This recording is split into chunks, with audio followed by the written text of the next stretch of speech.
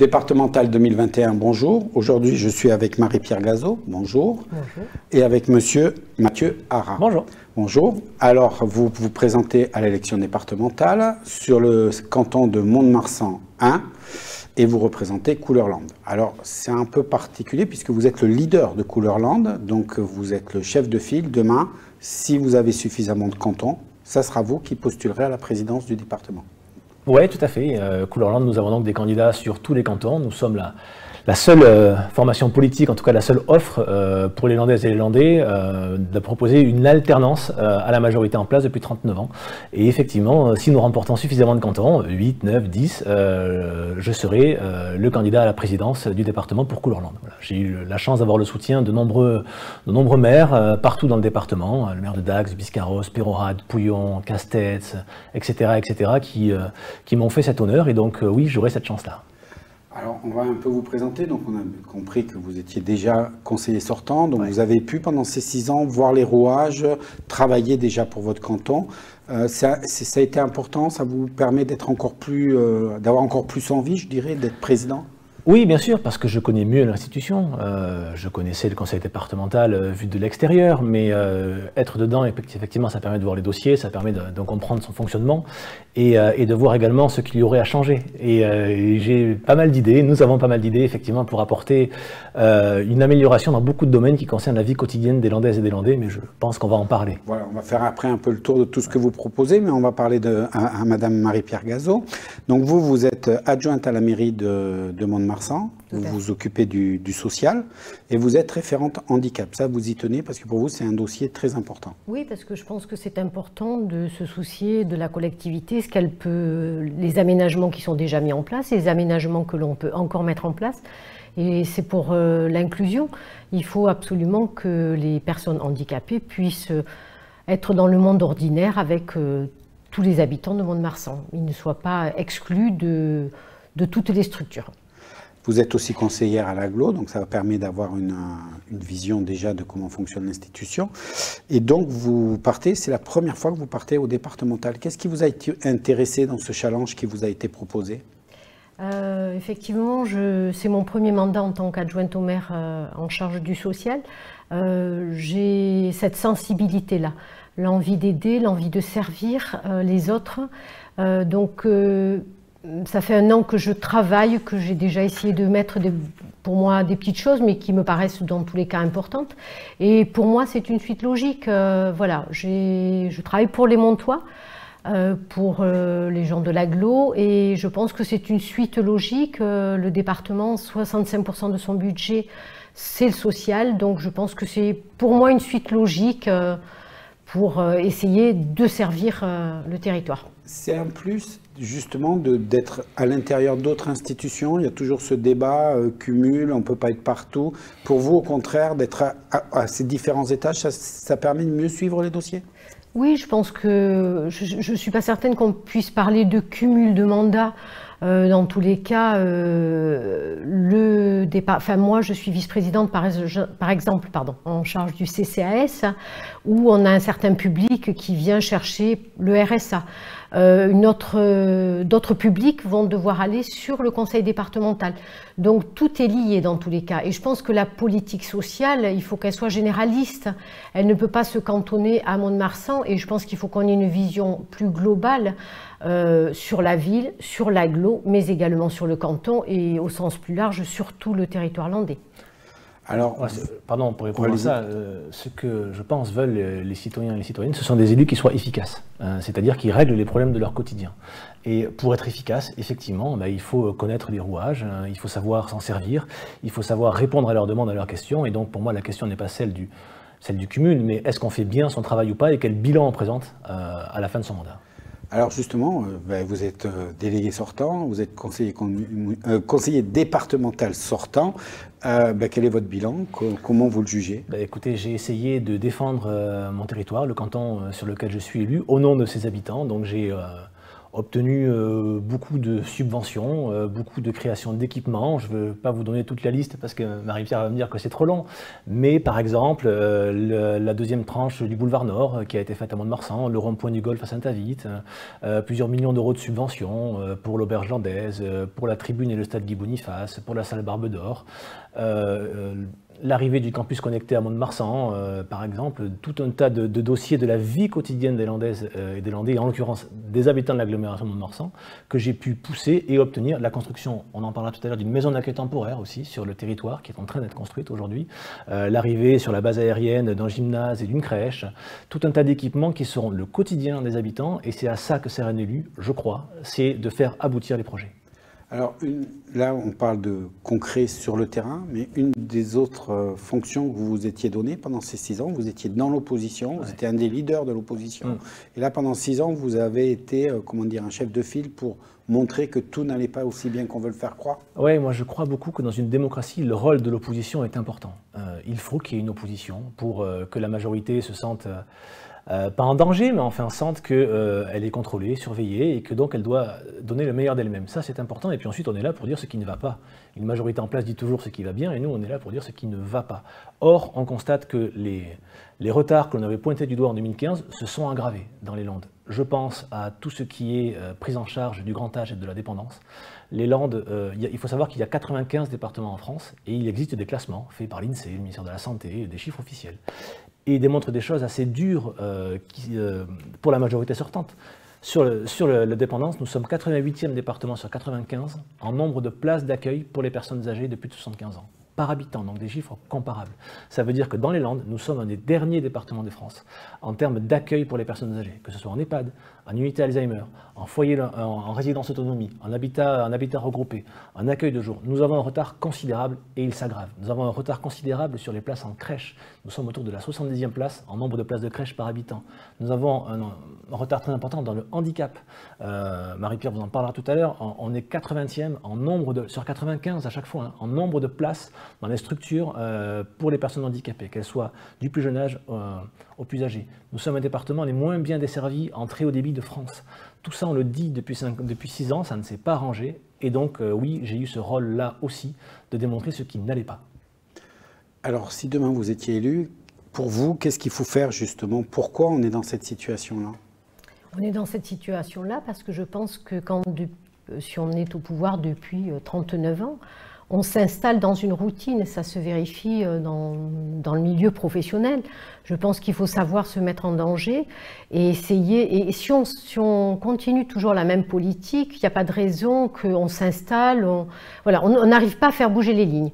Effectivement, l'alternative que l'on propose, c'est que bien, on a cette envie-là de changer les choses et de ne pas simplement continuer ce petit train-train un petit peu facile. Et il faut voilà, je pense qu'il faut des gens qui ont envie maintenant de faire bouger, changer les choses. C'est un constat pour vous qu'il y a des domaines où vraiment il faut aller beaucoup plus loin? Oui. On le voit sur, par exemple, les EHPAD. On voit bien qu'on manque de place en EHPAD. Alors, il y a 2 sujets. On manque de place en EHPAD parce qu'il n'y en a pas assez. Et on ne peut plus en construire maintenant sur le territoire. Mais il y a surtout le fait qu'on a des personnes qui sont en EHPAD qui n'ont pas leur place, qui ne sont pas assez dépendantes pour être en EHPAD, mais comme entre le tout domicile et l'EHPAD, il n'y a pas d'offre sur le territoire. Donc effectivement, on a aujourd'hui des personnes qui sont en EHPAD qui ne devraient pas y être. Donc ce qu'on propose, c'est une alternative à tout EHPAD, avec effectivement, ça peut être des résidences autonomie, ça peut être de l'habitat inclusif, ça peut être de l'habitat regroupé, ça peut être des accueillants familiaux, chose qui existe sur d'autres départements qui fonctionnent très bien, qui ne fonctionnent pas dans les Landes alors qu'il y aurait des volontaires. Mais effectivement, justement, là, le conseil départemental n'accepte de donner qu'un seul agrément par famille pour accueillir des seniors. Et le problème, ce n'est pas viable pour les personnes qui accueillent, alors qu'elles ont des maisons qui seraient capables d'accueillir 2-3 personnes. Elles n'arrivent qu'à avoir un seul agrément. Donc il faut multiplier ces accueillants familiaux et toute autre structure qui permettra effectivement une autre offre. Ce qui permettra également du coup d'enlever des personnes des EHPAD qui n'ont rien à y faire Et ça permettra de libérer des places pour, par exemple, faire des unités Alzheimer. Il n'y en a pas assez. Il y a une unité par établissement, il y a 10 places, mais si on regarde sur les bénéficiaires qui sont, enfin les résidents pardon, des EHPAD, il y aurait plus de besoins. Donc il faut qu'on arrive à sortir les gens qui n'ont pas leur place en EHPAD et créer des structures bien spécifiques pour des pathologies spécifiques. Donc, on va un peu parler de votre volonté, si demain vous êtes élu et majorité, parce qu'il faut être élu et majorité pour arriver à mettre une vraie politique. Ouais. Pour vous, la première tâche auquel vous allez vous attabler, c'est de rattraper tout ce retard. Oui, rattraper ce retard qui est considérable et sur lequel la majorité sortante a une responsabilité lourde. Marie-Pierre le disait un petit peu, mais effectivement, nous avons un département avec un nombre d'EHPAD limité et surtout rien entre le tout domicile et les EHPAD, il n'y a rien. Or, des initiatives existent, tu parlais des aidants familiaux. On est aussi un des seuls départements qui n'a pas de MARPA, des maisons d'accueil rural pour les personnes âgées. Nous n'avons pas de résidence autonomie ou trop peu, quasiment pas d'accueil de jour. Pas assez de structures pour soulager les aidants, pour les aider à avoir les informations, à mieux... en fait, il faut soulager cette charge pour toutes les Landaises et Landais sont concernés par le grand âge. Et on a souvent de manque de réponse, manque de structure, en accueil de jour, en accueil temporaire. On est vraiment en retard sur toutes ces structures-là par dogmatisme, parce que le département, pendant longtemps, n'en a pas voulu. Et aujourd'hui, ils veulent mettre en place un plan pour le rattraper, mais on part de très loin et les retards s'accumulent. On passe un peu de temps sur le sujet, mais parce que ça concerne tout le monde. Il faut bien comprendre qu'en allant voter les 20 et 27 juin, c'est à ces questions-là qu'on répond. Donc nous voulons un plan de rattrapage important en aidant les collectivités qui veulent construire ces structures intermédiaires, donc de résidence autonomie, d'habitat regroupé, où finalement les personnes âgées qui ne peuvent plus vraiment rester à domicile, qui auraient besoin d'un accompagnement un peu plus important, puissent aller sans arriver dans une solution d'EHPAD qui arrive et quand la dépendance grandit. Et effectivement, comme l'a dit Marie-Pierre, au sein de nos EHPAD, on a beaucoup de personnes qui ont des pathologies type Alzheimer, mais qui n'ont pas les structures adaptées, pas les bonnes chambres, pas les bons encadrants. Et donc, il faut augmenter cette capacité d'accueil pour qu'en fait, il y ait un véritable parcours de vie entre le domicile et s'adapter au degré de dépendance des uns et des autres jusqu'au moment où il faudra aller, pour ceux qui devront y aller en EHPAD, en unité Alzheimer, et dans ces structures-là, qu'elles soient également adaptées à la situation de chacun. C'est ça que l'on propose, c'est très important. On propose la même chose sur le handicap. On est un des seuls départements à ne pas avoir de structure, enfin on en a une seule pour les personnes handicapées âgées, qui se retrouvent du coup dans un EHPAD classique alors qu'elles auraient besoin d'un accompagnement spécifique. Mais c'est vrai également pour les crèches où on a un retard important. Donc oui, d'abord, rattraper ce qui n'a pas été fait dans les années à venir et on sait le faire parce qu'on est beaucoup d'élus, de gens qui ont fait leurs preuves sur le territoire. On a la capacité dès demain à prendre les manettes de ces départements et à agir tout de suite dans les premiers jours.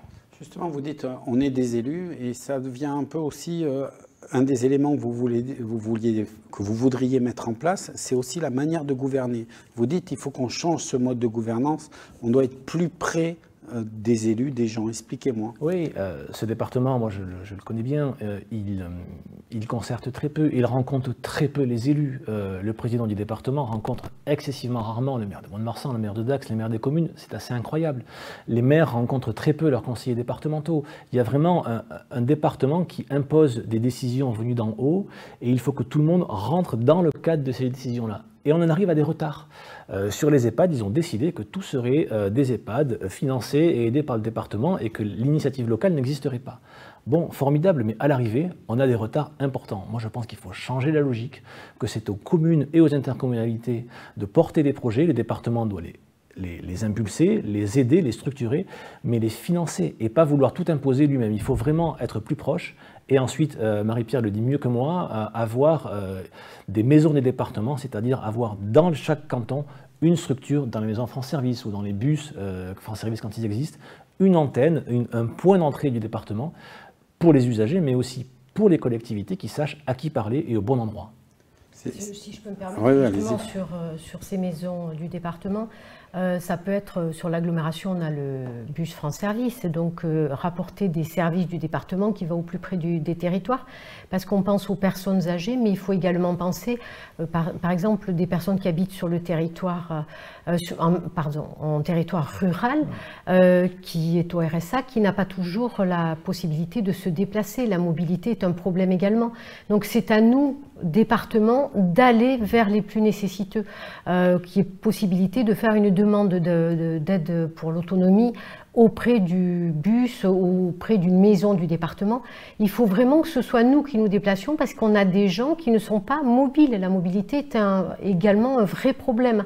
Donc c'est au département à aller vers les personnes nécessiteuses qui ont besoin d'aide.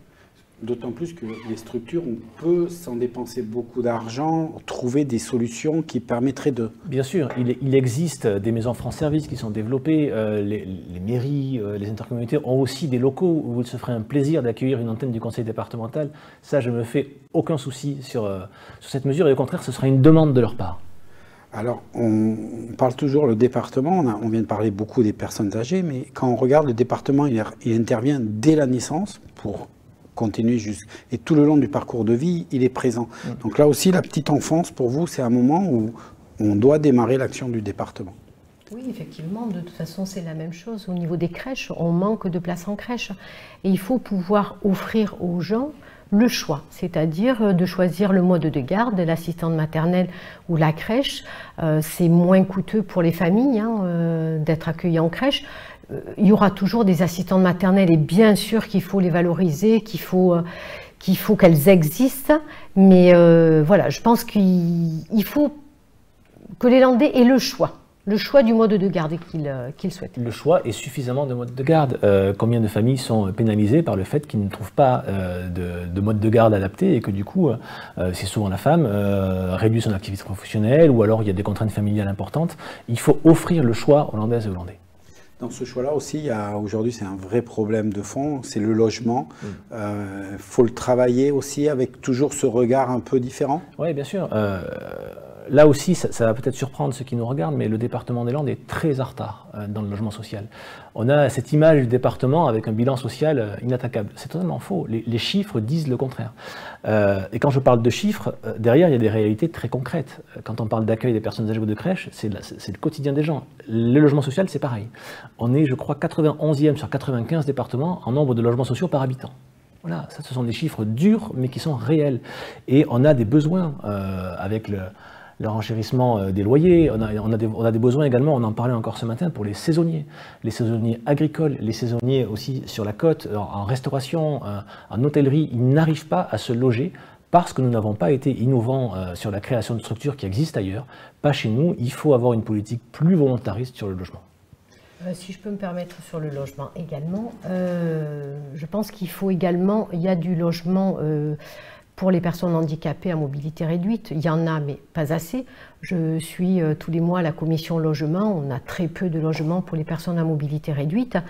Hormis, on peut en faire plus et peut-être que si un jour il n'y a plus de personnes handicapées, ben, on peut les donner. Enfin, je veux dire, ça peut être attribué à des personnes ordinaires. Mais ce qu'il faut penser également sur ce problème de logement adapté aux handicapés, il faut surtout ne pas oublier qu'il n'y a pas que des handicapés à mobilité réduite, mais il y a des déficients visuels, des déficients auditifs. Et là, on peut aménager ces logements avec une lumière pour la sonnette, pour les malentendants. C'est des petits aménagements auxquels toute personne lambda ne va pas penser. Mais je pense qu'il faut penser à tout type de handicap. Et ne pas négliger, ce n'est pas que la mobilité réduite. Bien sûr que c'est un problème. Il faut penser aussi à tous les autres types de handicap. Et ce n'est pas obligatoirement des grands frais bien pour arriver à un résultat. Bien sûr que non. C'est bien pour ça que c'est des petits détails pour nous à mettre en place, mais pour les personnes handicapées, c'est une avancée extraordinaire pour eux et ça leur facilite la vie. Dans tout ça aussi, une profession qui souffre énormément, c'est l'agriculture. Quel est votre regard sur l'agriculture? Parce qu'il y a eu beaucoup de choses pendant la pandémie, du bon et du mauvais. Comment vous analysez tout ça? On a la chance d'avoir à Couleur-Lande beaucoup d'agriculteurs qui nous soutiennent, qui sont candidats et qui nous soutiennent. Et donc on a une vision assez précise et assez large de l'agriculture landaise qu'il faut bien sûr défendre. Notre agriculture dite traditionnelle, de qualité, de terroir, c'est quelque chose à laquelle nous sommes très attachés et nous proposerons dans les cantines des collèges et des établissements publics un repas à 2 € avec de l'agriculture locale, qu'elle soit bio ou en circuit court. Et effectivement, l'agriculture a subi beaucoup d'avaries cette année, particulièrement avec les inondations, avec le gel et avec une nouvelle phase épidémique particulièrement dur qui a frappé vraiment de très nombreux agriculteurs. Il faudra trouver les voies et les moyens pour qu'on soit moins frappé par une nouvelle vague d'épidémie, parce que je ne sais pas si la filière volaille et palmipèdes pourra s'en relever. Donc nous proposons des assises du foie gras et des volailles pour essayer de trouver les solutions demain, scientifiques, techniques, pour qu'on soit moins frappé par une prochaine épidémie, parce que le foie gras landais et le canard landais est de grande qualité, mais il a des concurrents. Et les autres départements nous prennent des parts de marché tous les ans. Et on risque d'en perdre encore et d'en perdre trop si on a une nouvelle épidémie. Donc il faudra prendre des mesures. Alors je ne suis pas scientifique, j'ai mon avis personnel sur la question, mais il faudra prendre des mesures fortes et unifiées sur le territoire pour que ce type d'épidémie ne puisse plus arriver, en plus bien sûr, ou en tout cas soit maîtrisé, en plus bien sûr de l'accompagnement qui a été fait par l'État, le département et la région pour les agriculteurs. C'est quelque chose auquel on tient beaucoup l'agriculteur. On défend la ressource en eau. On était un certain nombre à manifester pour. Je pense qu'il manque de ressources en eau dans le département. Peut-être un ou deux endroits spécifiques à créer, de grandes retenues d'eau. Et là aussi, nous aiderons les agriculteurs à les créer. Alors, on aurait encore plein de choses à dire. Hein. Je sais que vous m'aviez laissé toute une liste de choses. Vous êtes très dedans. Malheureusement, on arrive à la fin de cet entretien et je vais le finir comme je finis tous les entretiens sans exception, en vous posant la question. C'est-à-dire que le 20 juin, il faut aller voter. Alors déjà, j'ai presque tendance à chaque fois à dire aux candidats, il faut aller voter. Presque on s'en fiche de la liste, il faut aller voter. C'est vraiment important d'aller voter aujourd'hui. Oui, c'est très important parce que d'abord, c'est un droit démocratique essentiel et c'est souvent, vous savez, on l'a vu avec la pandémie du coronavirus, c'est quand on perd les choses qu'on se rend compte à quel point elles sont précieuses. Donc si un jour on n'avait plus le droit de vote, on se rendrait compte à quel point il est précieux. Et c'est vraiment les citoyens qui ont le pouvoir. On peut dire tout ce qu'on veut, c'est le résultat du vote systématiquement qui crée la majorité qui sera en place. Oui, c'est essentiel, on l'a vu, avec les quelques thèmes, il y en aurait beaucoup d'autres. C'est le quotidien des Landaises et des Landais qui est en jeu. Et c'est de ça dont on va parler le 20 et 21 juin, c'est qui sera à la tête des Landes pour les 7 prochaines années. C'est ça, ce n'est que ça, mais c'est ça l'enjeu du scrutin. Alors l'enjeu du scrutin, vous venez de bien le définir. Canton de Mont-de-Marsan 1, je vais être le 20 juin devant 6 listes. Pourquoi, en quelques mots, prendre la vote plutôt qu'une des 5 autres ? Déjà parce qu'effectivement, comme cela a déjà été dit, il y a des candidats sur 14 cantons. Donc dans tous les cas, effectivement, ça permet une majorité et une nouvelle gouvernance. Donc effectivement, le canton de Mont-de-Marsan 1 fait partie de ces 14 cantons. Donc effectivement, déjà c'est important parce que c'est important de savoir que les personnes pour qui on vote pourront prendre la gouvernance. Sinon, être élu et ne pas être dans la majorité, c'est important, comme l'a dit Mathieu, parce qu'il faut de l'opposition. Mais enfin, nous, le but, c'est maintenant prendre les rênes. Et si je peux me permettre, je pense que nous n'avons pas évoqué que nous allions repasser aux 90 km/h, mais je pense que justement, la liste Couleur Lande a envie d'accélérer les choses, veut passer aux 90 km/h, tout en faisant attention aux zones accidentogènes. Il faudra qu'on maîtrise tout ça, mais je pense que ça y est, c'est le moment, il faut accélérer et reprendre les 90 km/h pour le département des Landes. Oui, effectivement, Marie-Pierre l'a dit, nous sommes les seuls à pouvoir proposer une autre politique pour le département des Landes. Couleur Landes, la question est simple, est-ce qu'on garde la majorité actuelle ou est-ce qu'on veut un changement? Le changement, nous sommes les seuls à le proposer à Couleur Landes. Ensuite, nous sommes des élus, je crois, complémentaires. Marie-Pierre a une fibre sociale extrêmement forte, c'est une femme de dossier, elle connaît parfaitement les rouages du logement social, du handicap, de la dépendance, elle l'a dit. Moi, j'ai une vision un peu des institutions, de comment cela fonctionne, comment débloquer, ouvrir les bonnes portes pour débloquer les dossiers. On est un binôme complémentaire, profondément enraciné sur ces territoires, pour lequel j'ai l'honneur de travailler moi depuis 2008. Et nous donnerons toute notre énergie, toute notre passion pour continuer à développer ce territoire, qui en a besoin, et à changer la gouvernance dans ce département des Landes. Merci beaucoup d'avoir pris le temps de venir pendant cette campagne. Avec grand plaisir. Je vous souhaite une bonne continuation. Je vous dis à une prochaine fois. À bientôt. Au revoir. Au revoir.